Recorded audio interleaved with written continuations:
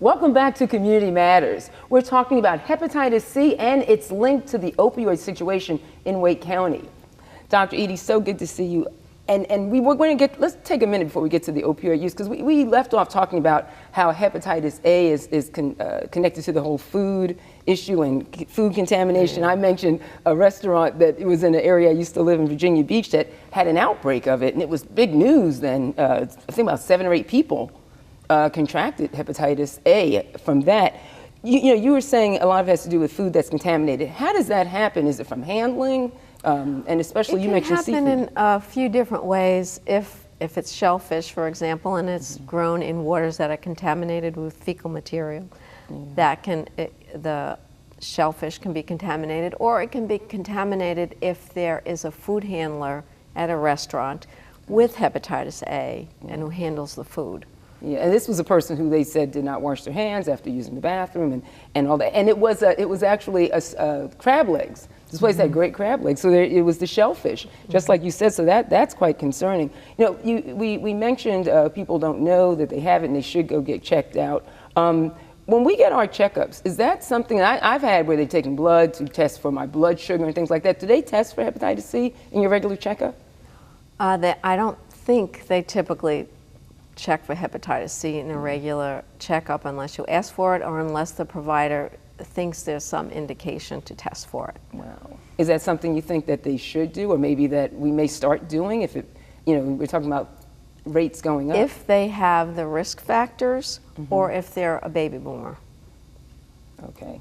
It's not necessary to test everyone in the population, but because that's probably an added charge, I would imagine. Those with the risk factors, exposure to blood products, unregulated tattoos, if they inject drugs, those kind of risk factors, or if they're baby boomers, they should be tested. And you mentioned tattoos. So many folks now, especially young people, are getting these tattoos. It's become so popular.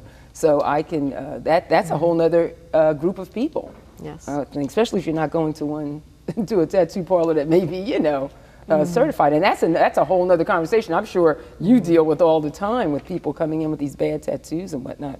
When we talk about testing, for people who don't know, when we talk about blood, what exactly does the test consist of?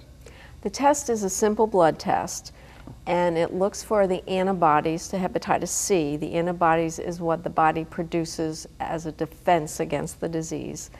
And if that's positive, they will look for the genetic material of the virus called the RNA. Oh gosh, it's involved. But the good thing is it's just a simple blood test, so people shouldn't be concerned about going in and having it done. Right. It's just like any other blood test you would get. Oh, well, see, then that's good. Well, now see, talking about not so simple, the link to Hep C and drug use. I mean, you've mentioned that a number of times. You talked about opioid use earlier in the show, and that's become just dramatic now. We have so many people who are addicted to opioids, and sometimes innocently. So what is the link there between the disease and drug use? The link is because of the injecting drugs.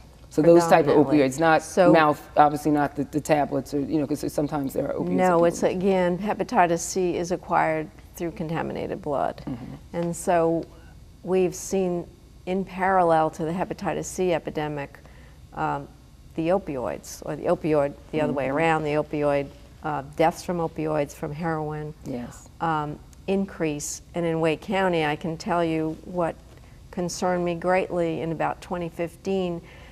We saw a 400% increase in the number of deaths from heroin. We saw a 144% increase in the number of deaths from opioids. So that was of great concern in Wake County. Wow. That's, I mean, and you see it all the time on news or specials now about how people start out maybe just taking these drugs for a pain management. That's right. Innocently enough, and get hooked on it, and then go from there to heroin because they can no longer get their prescription filled. So that's why people get so many heroines. It's cheaper, and now we're seeing a new trend with the synthetic opioids, and they are the fentanyl group.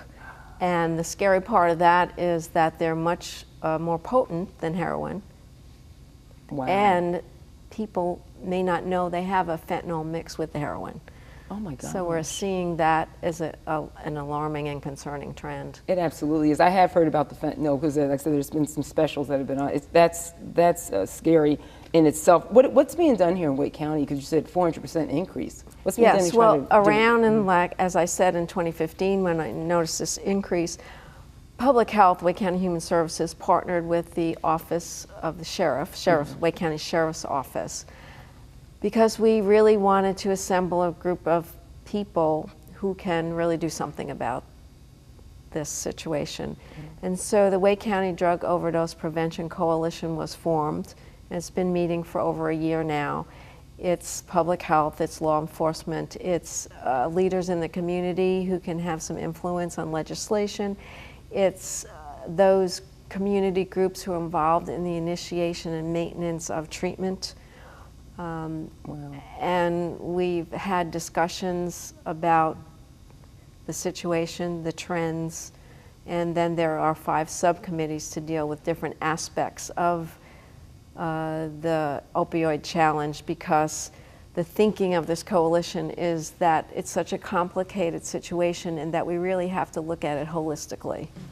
And from many different aspects. And from many, yeah, and if you've got 5 subcommittees, you definitely, that shows that you're doing that. I mean, that's wonderful, and I wish you luck with that. What can people do, and where can they go if they want more information? Can they go to the Wake County Health Department? Yes, you can go to wakegov.com. WAKEGOV.com, wakegov.com.